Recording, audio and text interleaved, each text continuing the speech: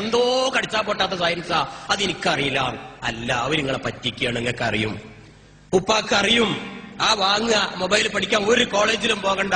ഇല്ലെങ്കിൽ നിങ്ങളുടെ സുഹൃത്തിനോട് പോയിട്ട് അല്ലെങ്കിൽ ഒരു കടയിൽ പോയി ചോദിച്ചാൽ മതി, എങ്ങനെ ഇതിന്റെ മെനു ഒന്ന് ഓപ്പറേറ്റ് ചെയ്യാം, ഇതിൽ വന്ന കോളും പോയ കോളും എങ്ങനെ എടുക്കും, ഇതിലെ ചിപ്പുകളൊന്ന് ഊരിയെടുത്ത് എന്റെ കമ്പ്യൂട്ടറിൽ ഒന്ന് ഇട്ട് നോക്കാം മോനെ, കുരുത്തക്കേടിന്റെ മോൻ കാട്ടിയിട്ടുണ്ടോ ഒന്ന് നോക്കാനാണ്. എന്താ നമ്മുടെ വാപ്പമാർക്കൊന്ന് ചോദിച്ചാല്, അത് പെൺകുട്ടികളായാലും ആൺകുട്ടികളായാലും ഒരു പരിശോധന, ഒരു മിന്നൽ പരിശോധന വീട്ടിൽ നിർബന്ധമാണ്. അത്രയും വഷളായിക്കൊണ്ടിരിക്കുകയാണ്. നമ്മളെ കുട്ടി നിരപരാധിയായിരിക്കും.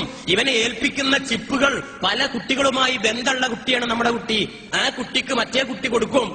പണ്ടൊക്കെ ഒരു CD വലിച്ചുകൊണ്ടാ വലിയ ബുദ്ധിമുട്ടായിരുന്നു. അവന്റെ ബാഗിലങ്ങനെ നിറഞ്ഞു നിൽക്കുന്നു കാണും. കനമുള്ള പുസ്തകമായിരുന്നു അന്നൊക്കെ, അതും ബുദ്ധിമുട്ടാണ് കൊണ്ടു നടക്കാൻ. ഇപ്പോ ഒരു വിരലിന്റെ, ഒരു നഖത്തിന്റെ 1/4 വലിപ്പമുള്ള ചിപ്പിൽ 100 കണക്കിന് CD കൊള്ളുമെങ്കിൽ അതൊരു ബാഗിലിട്ട് ഒളിപ്പിച്ചു വെക്കാൻ ഒരു പ്രയാസമില്ല. അതുകൊണ്ട് നിങ്ങൾ നിങ്ങളുടെ മക്കളുടെ ബാഗ് പരിശോധിക്കുക. വേറെ ഒരു നിവൃത്തിയില്ല. മൊബൈലും പരിശോധിക്കുക. Multimedia phone വാങ്ങിക്കൊടുക്കരുത്. ഇൻകേസ് അവരെ കയ്യിലുണ്ടെങ്കിൽ അത് വാങ്ങി വേറൊന്ന് കൊടുക്കുക. ഇനി നാടൻ ഫോണാണെങ്കിൽ തന്നെ അതിന്റെ മെനു പരിശോധിക്കുക. വേറെ നമുക്കൊന്നും ചെയ്യാനില്ല. അതുപോലെ മൊബൈൽ, ഏതേലും മൊബൈലിന്റെ ഈ സാങ്കേതിക വിദ്യയാണ് ഞാൻ ഇത്രയും പറഞ്ഞത്. മായ്ച്ചാ മഴിയില്ല എന്ന് തൽക്കാലം മനസ്സിലാക്കുക. ഇൻകേസ് ആ മൊബൈലിൽ വല്ല ഫോട്ടോ അങ്ങനെ എടുത്തിട്ടുണ്ടെങ്കിൽ, അല്ലെങ്കിൽ ആരുടെയെങ്കിലും ഇത്ര വൃത്തികെട്ട ഫോട്ടോ ഉണ്ടെങ്കിൽ ഇനി എന്താ ചെയ്യാ? മായ്ച്ചാലും പോവില്ലെങ്കിൽ എന്താ ചെയ്യാ? ഞാൻ ഒറ്റ വാക്ക് പറയാനുള്ളത്, ആ മൊബൈൽ ഫോൺ എന്നേക്കുമായി അങ്ങോട്ട് നശിപ്പിക്കുക. ലോഡും വണ്ടിക്ക് കട്ട വെച്ച് നശിപ്പിക്കുക, പൊടി പൊടിയാക്കി ദൂരെ വലിച്ചെറിയ, ഒരു നിവൃത്തിയില്ല. അതല്ല, കുറച്ചും കൂടി ബുദ്ധിയുള്ള മക്കളാണെങ്കിൽ ഓർക്കുക, എടുക്കുന്ന ഫോട്ടോ അങ്ങനെ വല്ലതും നിർബന്ധമാണ് നിങ്ങൾക്ക് എടുക്കുന്നതെങ്കിൽ എടുക്കുമ്പം മെമ്മറി കാർഡ് പറഞ്ഞ ചിപ്പിൽ സ്റ്റോർ ചെയ്യുക. മൊബൈലിന്റെ ഉള്ളിൽ ആവരുത് അത്. എന്നിട്ട് ആ ചിപ്പ് എടുത്ത് നശിപ്പിക്കുക. മൊബൈൽ ആർക്കും കൊടുക്കുക. പക്ഷെ അത് ഉറപ്പാക്കണം, അത് മൊബൈലിലാണോ ചിപ്പിലാണോ എന്ന് വിവരം വേണം. അതല്ല, ഒരു 10,000 20,000 വിലയുടെ ഫോണാണെങ്കിലോ നശിപ്പിക്കുക എന്ന് പറഞ്ഞ സങ്കടമല്ലേ? എങ്കിൽ അങ്ങനെ എന്നേക്കുമായി നശിപ്പിക്കുന്ന എഞ്ചിനീയർമാരും വന്നിട്ടുണ്ട്. ആ ഫോൺ അങ്ങോട്ട് കൊടുത്തതിനുള്ളിൽ മുഴുവനും കണ്ണടച്ചിട നശിപ്പിച്ചു തരും. അതിന്റെ സോഫ്റ്റ്വെയറും ഇറങ്ങിയിട്ടുണ്ട്. അങ്ങനെ അത് ചെയ്യാം. എന്നിട്ട് അത് റീയൂസ് ചെയ്യാം. പക്ഷെ അതിന് ഒരു ദിവസത്തോളം സമയം വേണം. 5,000 രൂപയുടെ ഫോണാണെങ്കിൽ ഒരു 10,000 കൊടുക്കേണ്ടി വരും. പിന്നെന്തിനാണ് ആ ഫോൺ അങ്ങനെ ചെയ്യണം? നശിപ്പിക്കുന്നതല്ല നല്ലത്. അത് നിങ്ങൾ ചിന്തിക്കുക. അല്ലാതെ മറ്റൊരു മാർഗവും അതിനില്ല. തൽക്കാലം ആ മൊബൈലിനെ കുറിച്ച് നിങ്ങൾ അങ്ങനെ മനസ്സിലാക്കുക. വളരെ വേഗത്തിൽ എനിക്ക് ഇനി പറയാനുള്ളത് കമ്പ്യൂട്ടറിനെ കുറിച്ചും ഇതേപോലെ ഒരു ദുരന്താണ് പറയാനുള്ളത്. ഈ മൊബൈൽ ഫോണിന്റെ ഈ കഥ ഞാൻ ഈ കഴിഞ്ഞ 2 മാസങ്ങൾക്ക് മുമ്പ്, കഴിഞ്ഞ മാസം ദുബായിലെ കുറെ മലയാളി സമാജവുമായി ബന്ധപ്പെട്ട് അവിടെ ഒരു ക്ലാസ് കൊടുത്ത സമയത്ത് അതിലെ ഒരു ദീനിയായ ഒരു മനുഷ്യൻ വന്നിട്ട് പറയാണ്, എന്തെങ്കിലും നിവൃത്തിയുണ്ടോ ഞാൻ ആ വിറ്റ ഫോണിന്റെ ഡാറ്റ ഒന്ന് എന്നേക്കും നശിപ്പിക്കാനും? അയാൾ എന്നോട് വന്ന് ചോദിച്ചതാ. 2 ദിവസം ഭക്ഷണം കഴിച്ചിട്ടില്ല അത്രേ, ഉറക്കൊക്കെ പോയി.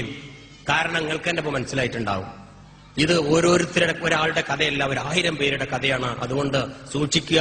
ഈ ക്യാമറയിൽ വലിയൊരു ദുരന്തം ഒളിഞ്ഞു കിടപ്പുണ്ട്. ഇനി ഞാൻ പറയാൻ പോകുന്നത് കമ്പ്യൂട്ടറിനെ കുറിച്ചാണ്. കമ്പ്യൂട്ടർ എല്ലാവർക്കും അറിയാം, നല്ലൊരു സാധനമാണ്. ഒരു വലിയൊരു സംഭവമാണ് ഇന്ന് കമ്പ്യൂട്ടർ. ഒരു വീട്ടില് ഒരു വലിയൊരു ഹാളിൽ അതിങ്ങനെ അലങ്കരിച്ച് വെക്കുന്നത് വലിയൊരു സംഭവമാണ്.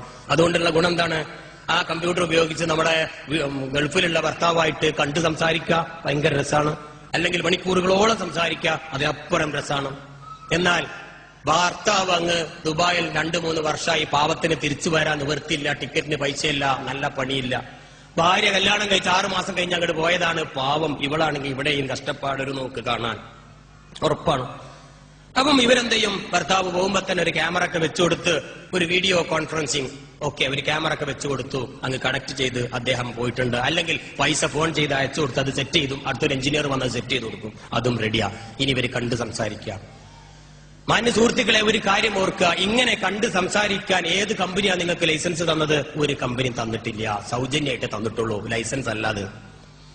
ഇന്റർനെറ്റിലെ ഒരു വീഡിയോ കണക്ട് ചെയ്ത്, ഒരു ക്യാമറ കണക്ട് ചെയ്ത് കണ്ടുകൊണ്ട് ഭർത്താവുമായി മറ്റ് റിമോട്ടായി സംസാരിക്കാൻ സൗജന്യമായി തന്ന ആ ഇമെയിൽ ഉണ്ടാക്കുമ്പോ, സൗജന്യമായി തരുന്ന സമയത്ത് അതിൽ കുറച്ച് ചോദ്യങ്ങളുണ്ട്. അത് ആരും വായിച്ചു നോക്കൂല. അവസാനം 4 പേജ് കഴിഞ്ഞിട്ട് അതിന്റെ താഴെ ഉണ്ട് യെസ് ഐ ആം എഗ്രി എന്നൊരു കുത്ത്.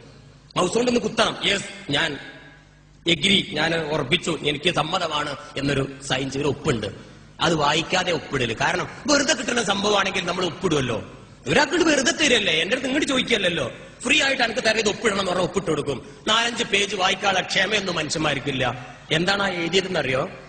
നിങ്ങൾ ഇതിലൂടെ ക്യാമറയോ മറ്റോ അയക്കുന്ന വീഡിയോ ചിത്രങ്ങളും ശബ്ദ ചിത്രങ്ങളും മറ്റ് നിങ്ങളെ വിലപിടിപ്പുള്ള ഡാറ്റകൾ ഒരു ഗ്യാരണ്ടി ഇല്ലട്ടോ. Yes, I am agree. രണ്ടാമത്തത് എന്താ പറയുന്നതെന്നറിയോ?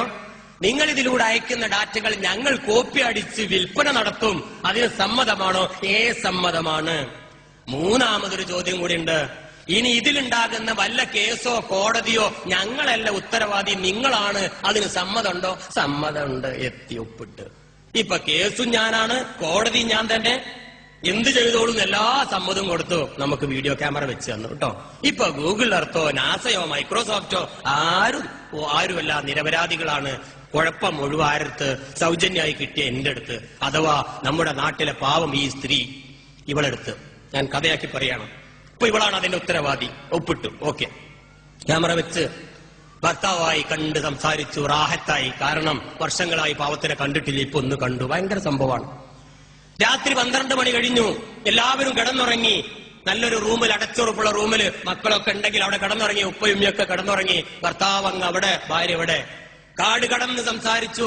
പറയാ, ഇത് സംഭവിച്ച കഥ കേട്ടോ, പച്ചയായി ഞാൻ പറയുന്നത്. എന്റെ പെങ്ങന്മാരും ഉപ്പമാരും മുമ്പിൽ ഇത് പച്ചയായി പറയുന്നത്. ഉള്ളിന്ന് തട്ടിയിട്ട് എന്നെ കണ്ടതാണ്, ഇത് അനുഭവിച്ചത്, അതുകൊണ്ട് പറയാം. എടി, ആ ക്യാമറ ഒന്ന് താത്തിപ്പിടിക്ക്. ഭർത്താവല്ലേ, ഹലാലായ ഭാര്യയല്ലേ, ഒന്ന് താത്തിപ്പിടിക്കാൻ പറഞ്ഞു. ആ ക്യാമറ അവൾ ഒന്ന് താത്തി, വീണ്ടും താഴ്ത്തി, താവോളം താഴ്ത്തി. റാഹത്തായി, രണ്ടാൾക്കും റാഹത്തായി. അവര് കിടന്നുറങ്ങി. പാവം ഈ കുട്ടികൾ അറിയുന്നുണ്ടോ? ആയിരക്കണക്കിന് ആൾക്കാർ ഇതിന്റെ ഫോട്ടോ കോപ്പി എടുത്തിട്ടുണ്ടെന്ന്. വെറുതെ തന്നതല്ലേ? നമ്മൾ പറഞ്ഞില്ലേ, ഇതിലൂടെ അയക്കുന്ന ഓരോ വീഡിയോ ചിത്രങ്ങളും ഞങ്ങൾ കോപ്പി അടിക്കും, ഞങ്ങൾ വിതരണം ചെയ്യും. ഇന്റർനെറ്റിൽ $10, $50 വരെ അഭിനയിക്കാത്ത ഒറിജിനൽ ചിത്രങ്ങൾ വാങ്ങാൻ ആളുകൾ, ചെറുപ്പക്കാര് ക്യൂ നിൽക്കുകയാണ് എന്ന്. ഈ ബിസിനസിന്റെ തന്ത്രത്തുകൊണ്ടല്ലേ ഇവരിത് സൗജന്യമായി കൊടുത്തത്.